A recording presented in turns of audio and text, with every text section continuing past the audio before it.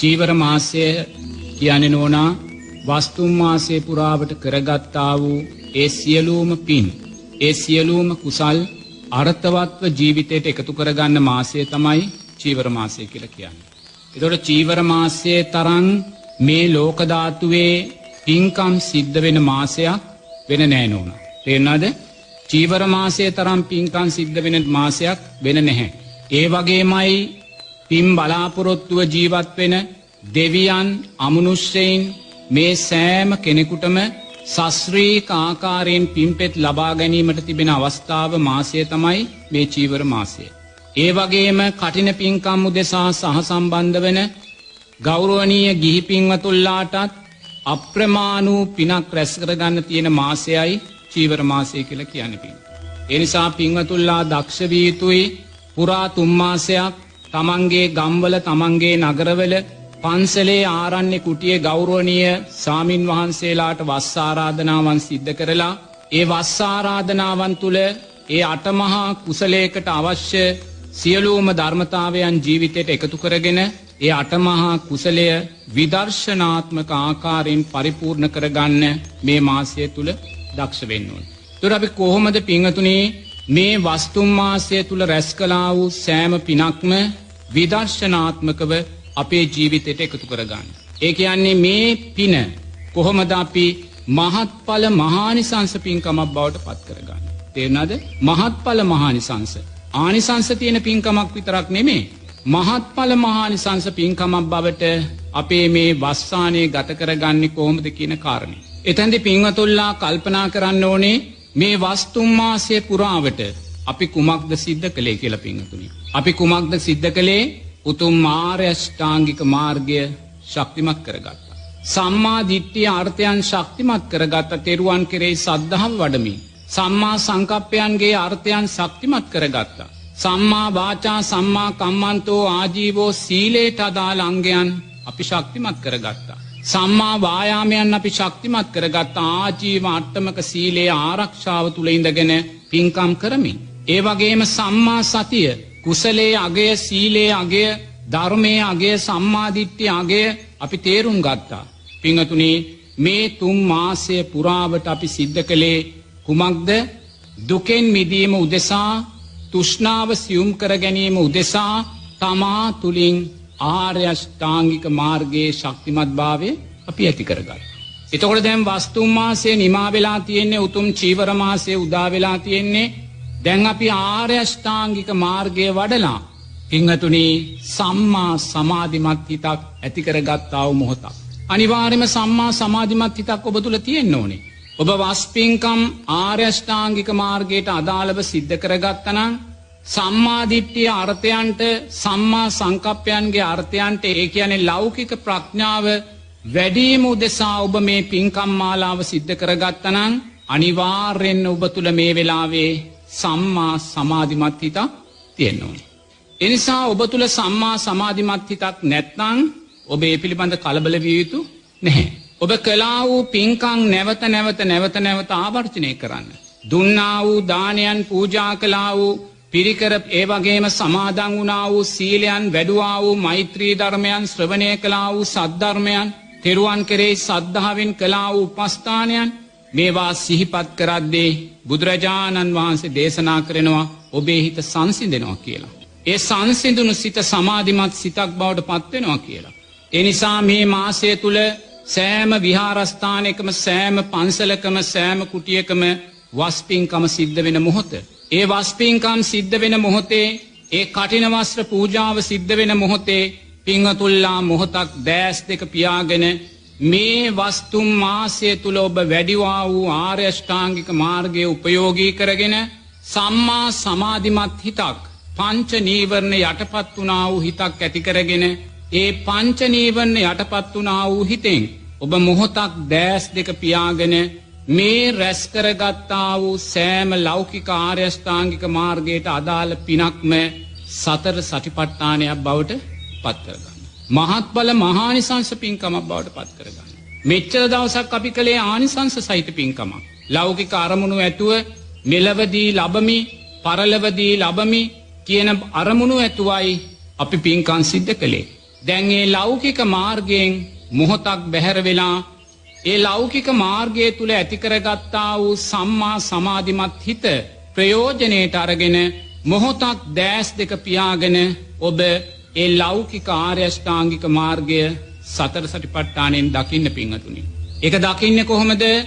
ඔබ දැස් දෙක පියාගෙන මොහොතක් දකිනවා මේ වස්තුම් මාසයේ පුරාවට මා තෙරුවන් කෙරෙහි වූ සද්ධාව ශක්තිමත් කරගත්තා. මම සීලය කෙරෙහි තියෙනා වූ ආනිසංස පක්ෂයන් ශක්තිමත් කරගත්තා. දානය කෙරෙහි තියෙනා වූ ආනිසංස පක්ෂයන් ශක්තිමත් කරගත්තා. මාගේ මෛත්‍රී චිත්තයන්ගේ ශක්තිමත් භාවය ඇති කරගත්තා. මේ සෑම දෙයක්ම සිද්ධ කළේ කුමක් ඇසුරු කරගෙනද? කුමක් ඇසුරු කරන්ද අපි සිද්ධ කළේ? මේ වස්තුම් මාසය තුල ඔබ සද්ධර්මයේ ශ්‍රවණය කළේ කුමක් ඇසුරු කරගෙනද? රූපය ඇසුරු කරගෙන. සීලය වැඩුණෙත්, දානය වැඩුණෙත්, මෛත්‍රිය වැඩුණෙත්, සද්ධර්ම ශ්‍රවණයේ ජීවිතයට එකතු කරගත්තෙත්, පින්කම් කළෙත් රූපය ඇසුරු කරගෙන. එනිසා මොහොතක් දැස් පියාගෙන මේ රූපය කායානුපස්සනාවෙන් දකින්න. මොහොතක් දැස් දෙක පියාගෙන මේ රූපය දෙතිස් කුණුපයක් හැටියට ඔබ දකින්න. මේ රූපය සතර මහා ධාතුවක් හැටියට ඔබ දකින්න. මේ රූපය අට්ටික සංඥාවක් මරණානුස්සතියක් හැටියට මොහොත දකින්න. ඒ දකින මොහොතේ ඔබ ඉන්නේ කායානුපස්සනාව තුල. ඊළඟට ඔබ නිරේතුරුව වස්තුම් මාසයේ පුරාවට හිත අරගෙන යන්න. ඒ වස්තුම් මාසයේ පුරාවට ඔබ තුල සකස් වුණා වූ සෑම සැප වේදනාවක්ම, සෑම දුක් වේදනාවක්ම, සෑම උපේක්ෂා සහගත විඳීමක්ම අනිත්‍ය වූ වේදනාවක් කියන කාරණය නුවණින් දකින්න. ඔබ වස්පින්කම් කරපු තුන් මාසය තුල කොයිසා සැප වේදනාවක් නැති වෙන්නේ නැද්ද? දන් පූජා කරනකොට, සිල් ආරක්ෂා කරනකොට, පින්කම් සිදු වෙනකොට, ධර්මයේ ශ්‍රවණය කරනකොට කොයිසා සැප වේදනාවක් ඔබ තුල ඇති වෙන්නේ නැද්ද? ඒ වගේමයි කොයිසා දුක් වේදනාවක් නැති වෙන්නේ නැද්ද? ඔබ අකමැති දේවල් සිද්ධ වෙනකොට, ධර්මයට පටහැනි දේවල් සිද්ධ වෙනකොට, විනයට පටහැනි දේවල් සිද්ධ වෙනකොට, සීලයට පටහැනි දේවල් දකිනකොට කොයිසා ඔබ තුල දුක් වේදනාවක් නැති වෙන්නේ නැද්ද? ඒ වගේ කොයිසා උපේක්ෂා සහගත විඳීම් ඇති වෙන්නේ නැද්ද? මෛත්‍රී භාවනාව කරද්දී, බුදුගුණ භාවනාව කරද්දී, සමාධි භාවනාවන් වඩද්දී ඔබ උපේක්ෂා සහගත හිතින් කොච්චරනම් පසු වෙන්නේ නැද්ද? මේ සෑම වේදනාවක්ම අනිත්‍ය වූ විඳීමක් කියලා දකින්න. ඒ දකින මොහොතේ ඔබ වේදනානුපස්සනාව තුලයි ගත කරන්නේ. ඒ වගේම වස්තුම් මාසයට ඔබේ හිත යොමු කරන්න. වස්තුම් මාසයේ පුරාවට සකස් වුණා වූ සිතුවිලි දෙස නුවණින් දකින්න. අනේ මම මේ අවුරුද්දේ වස්පින්කම බාර ගන්නවා, මේ අවුරුද්දේ මට වස්පින්කම ලැබුණා, මම මේ වස්පින්කම මේ ආකාරයෙන් සිදු කරනවා, මේ වස්පින්කම මේ ආකාරයෙන් මං සිදු කරනවා කියන තැන දක්වා ඔබ කොයිසා සිතුවිලි ඇති කරගත්තද කියලා බලන්න. ඒ සෑම සිතුවිල්ලක්ම නිත්‍ය වුණාද, අනිත්‍ය වුණාද? මෛත්‍රියට අදාළ හිත් සකස් වුණා, කේන්තියට අදාළ හිත් සකස් වුණා, සීලයට සිල්පද බිඳීමට අදාළ සිත් සකස් වුණා, හොඳට නරකට අදාළ සිත් සකස් වුණා, පවට පිනට අදාළ සිත් සකස් වුණා. මේ සෑම සිතක්ම නිත්‍ය වුණාද, අනිත්‍ය වුණාද? අනිත්‍ය වුණා පිංගතුනි. එනම් වස්පින්කම ආරම්භ කරපු මොහොතේ පටන් මීට 3 මාසයකට පෙර ආතුව සුදු මල් ගොටුවක් පූජා කරලා ඔබ වහන්සේ මේ වස්තුම් මාසයේ වස්වසා වැඩ සිටින සේක්වා කියන සිතුවිල්ලේ පටන් මේ කටින චීවරය මා පූජා කරගන්නවා කියන අවස්ථාව දක්වා සෑම සිතුවිල්ලකම අනිත්‍යභාවය නුවණින් දකින්න. ඔබ ඉන්නේ චිත්තානුපස්සනාව තුලයි. ඊළඟට ඔබ දකින්න මේ වස්තුම් මාසයේ පුරාවට ඔබ තුල කොයිසානම් සප්ත බොජ්ජංගයන් වැඩුණද පිංගතුනේ? සති ධම්ම විජය වීර ප්‍රීති පස්සද්ධි සමාධි උපේක්ඛා මේ වැඩුණු සෑම සප්ත බොජ්ජංගයක්ම අනිත්‍ය වී ගියායි කියන කාරණේ දකින්න. ඔබ මේ වස්තුම් මාසය තුල කොයිසා පංච නීවරණ ඇති කරගන්නේ නැද්ද? කාමච්ඡන්ද, ව්‍යාපාද, තීන මිද්ද, උද්ධච්ච, කුක්කුච්ච, විචිකිච්ඡා මේ සෑම පංච නීවරණයක්ම අනිත්‍ය වී ගිය බව දකින්න. පිංගතුනි, ඒ ඔබ දකින්නේ ධම්මානුපස්සනාවයි. දැන් ඔබ මොකද්ද සිද්ධ කළේ? වස් පින්කම් 3 මාසයේ පුරාවට පිනේ ආස්වාදයට යට වෙලා, සීලේ ආස්වාදයට යට වෙලා, දානයේ ආස්වාදයන්ට යට වෙලා ලෞකික ආර්ය අෂ්ටාංගික මාර්ගය ඔබ ශක්තිමත් කරගත්තා. ශක්තිමත් කරගෙන ඔබ දැන් මේ ආස්වාදයේ ආදීනවේ දකිනවා. පිනේ ආස්වාදයට බැඳුනොත් අනිවාර්යයෙන්ම භවයයි ශක්තිමත් වෙන්නේ. ඒ ආදීනවේ දකිමින් ඔබ ආස්වාදයේ කෙටිභාවයත් ආදීනවේ දීර්ඝභාවයත් දැකලා මෙන්න දැන් ඔබ නිස්සරණය කරා ගමන් කරනවා. කොහොමද ඔබ නිස්සරණයට ගමන් කළේ? පින්වතුල්ලා සතර සතිපට්ඨානයෙන් වස් 3 මාසයේ දකින්න පින්වතුනි. එනිසා ඔබ මේ වන විටත් ඔබේ වස් පින්කම අවසන් කරලා නම් තිබෙන්නේ. ඔබ මොහොතක් දැස් පියාගෙන මේ මොහොතේ මතක් කළ ආකාරයෙන් ඔබේ වස් පින්කම තුලින් කායානුපස්සනාවත්, වේදනානුපස්සනාවත්, චිත්තානුපස්සනාවත්, ධම්මානුපස්සනාවත් ජීවිතයට එකතු කරගන්න. ඒ එකතු කර ගැනීමයි පින්වතුනි ඔබේ කටින පින්කම මහත්ඵල මහානිසංස පින්කමක් බවට ඔබ පත් කරගත්ත වෙන්නේ. එය ශ්‍රේෂ්ඨ විදර්ශනාමය අටමහා කුසලයක් බවට පින්වත් ඔබ පත් කරගත්ත වෙන්නේ. ඒ නිසා නිරේතුරුවම ඔබ දක්ෂ වෙන්න. ඔබ කටින පින්කම මේ සිද්ධ කරලා විදර්ශනාමය කුසලයේ ජීවිතයට එකතු කරගන්න වෙලාවෙ පින්වතුනි, පින්වතුල්ලා නිරේතුරුවම සප්ත බොජ්ජංග ධර්මයන් තුල ජීවත් වෙන පින්වතුල්ලා පිරිසක්මයි. ඒ සප්ත බොජ්ජංග ධර්මයන් තුලින් නිරේතුරුවම අපි තුල මුලින්ම සති සම්බොජ්ජංගයයි මතු කරලා දෙන්නේ. සති සම්බොජ්ජංගය කියන්නේ පින්වතුනි බුදුරජාණන් වහන්සේගේ ධර්මයට අදාළව සිහිය පවත්වාගෙන යනවා. බුදුරජාණන් වහන්සේ දේශනා කළා වූ ධර්මයට අදාළව, මහා සංඝරත්නයේ අනුශාසනාවන්ට අදාළව අපි සිහිය පවත්වගෙන යනවා. බුදුරජාණන් වහන්සේ දේශනා කළා වූ චතුරාර්ය සත්‍ය ධර්මයන්ට අදාළව සිහිය පවත්වගෙන යනවා. මෙන්න දුක, මෙන්න දුකට හේතුව තෘෂ්ණාව, මෙන්න දුක නැති කිරීම, මෙන්න දුක නැති කිරීමේ මාර්ගය කියන ආර්ය අෂ්ටාංගික මාර්ගය තුල ශක්තිමත් වීම කෙරෙහි සතිය අපි ඇති කරගත්ත පින්වතුනි. ඒ සතිය ඇති කරගත්ත මොහොතේ ඊළඟට ඒ සතිය ඵලය හැටියට අපි තුල සකස් වුණේ මොකද්ද? ධම්මවිජය බොජ්ජංගය. ධර්මයට අදාළව අපි හිතනවා පින්වතුනි. අනිත්‍ය දුක්ඛ අනාත්ම ත්‍රිලක්ෂණයට අදාළව හිතනවා. අනේ මේ වස්තුම් මාසේ පුර සකස් කරගත්තා වූ සෑම සංස්කාරයක්ම අනිත්‍ය වෙලා ගියායි කියන දැක්ම අපි තුල ඇති වෙනවා. මේ සෑම සංස්කාරයක්ම භවයේ යම් දවසක විපාක දීලා අනිත්‍ය වෙනවායි කියන කාරණය සකස් වෙනවා. කටිනයක් පූජා කරන්න කියන්නේ කුමක්ද?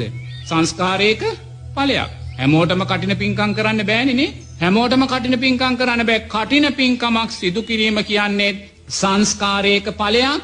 ඒ සංස්කාරය අනිත්‍ය වෙලා ගියා දැන්. ඔබ මොකද කටින පින්කම සිද්ධ කළා? එක සංස්කාරයක් අනිත්‍ය වෙද්දී ඔබේ සංස්කාරය නිසා තව සංස්කාරයෝ රැස් කරගත්තා.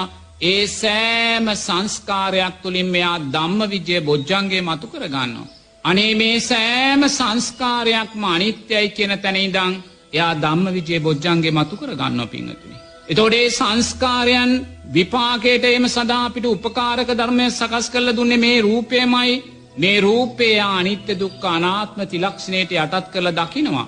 මේ වේදනානුපස්සනාව, මේ චිත්තානුපස්සනාව, මේ ධම්මානුපස්සනාව, මේ සෑම දෙයක් මෙයා ධම්මවිජය බොජ්ජංගේම අනිත්‍ය දුක්ඛ අනාත්ම ත්‍රිලක්ෂණයට අදාළව දකිනවා. ඒ තුල අපි වීර්ය සම්බොජ්ජංගය ඇති කරගන්නවා. තව තව අපි වීර්යමත් වෙනවා. මොකද අපි ධර්මයේ දකිනවා.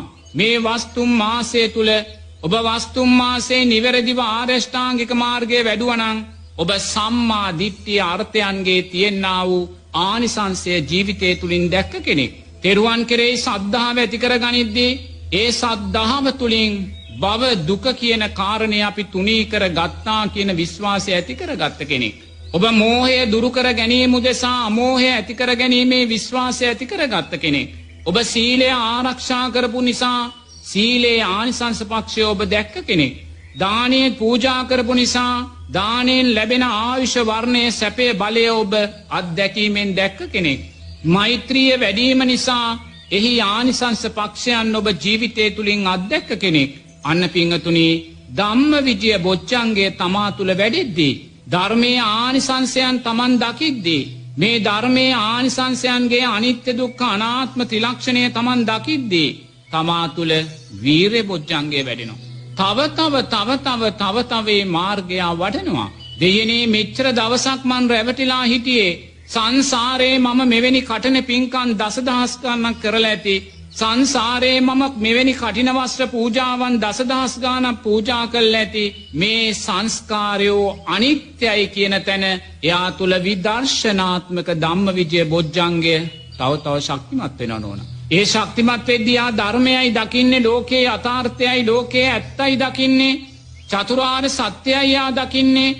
ධර්මය දකිද්දී එයාගේ සිත ප්‍රීතිමත් වෙනවා. ඇත්ත දකිද්දී සිත ප්‍රීතියටපත් වෙනවා. ඒ ප්‍රීතිය නිසා එයා තුල පස්සද්ධි බොජ්ජංගය ඇති වෙනවා. සැහැල්ලු සිතක් ඇති වෙනවා එයාට. ඒ සැහැල්ලු සිත එයාට සමාධිමත් පංච නීවරණ යටපත් වුණා වූ සිතක් බවට පත් වෙනවා. ඒ පංච නීවරණ යටපත් වුණා වූ සිතෙන් එයා ඇලීම් ගැටීම් වලින් තොර උපේක්ෂාව ජීවිතයට එකතු කරගන්නවා කියලා බුදුරජාණන් වහන්සේ දේශනා කරනවා. එන නෝන අපේ වස්පින්කම මහත්ඵල මහානිසංස පින්කමක් බවට පත් කරගන්න නම් ඔබ මේ වස්පින්කම නිරේතුරුවම වස්පින්කම තුලින් රැස් වුණා වූ ලෞකික ආර්යෂ්ටාංගික මාර්ගය, ඒ ලෞකික ආර්යෂ්ටාංගික මාර්ගය තුල සකස් වුණා වූ ලෞකික සප්තබොජ්ජංග ධර්මයන් ඔබ සතර සතිපට්ඨානය තුලින් මතු කරගෙන ඔබ පින්වතුනි ලෝකෝත්තර ප්‍රඥාව කියන කාරණය මේ පින්කමේ මහත්ඵල මහානිසංසභාවය ඇති කරගන්න දක්ෂණං ඔබේ කටින පින්කම ඔබ සුන්දර විදර්ශනාත්මක කටින පින්කමක් බවට පත් කරගත්තා කියලා බුදුරජාණන් වහන්සේ දේශනා කරන පින්වතුනි. ඒ නිසා පින්වතුල්ලා දක්ෂ වෙන්න. මේ ලැබුණා වූ දුර්ලභ අවස්ථාවක්, කටින පින්කමක් කියන්නේ අටමහා කුසලයක්, දුර්ලභ අවස්ථාවක් ඔබට ලැබුණේ. ඒ දුර්ලභ අවස්ථාවේ ජීවිතයට එකතු කරගත යුතු දුර්ලභම ආනිසංසය වෙන ඒ විදර්ශනාත්මක ජංගයන් සතර සරිපට්ඨානය තුලින් මතු කරගන්න දක්ෂ වෙන්න.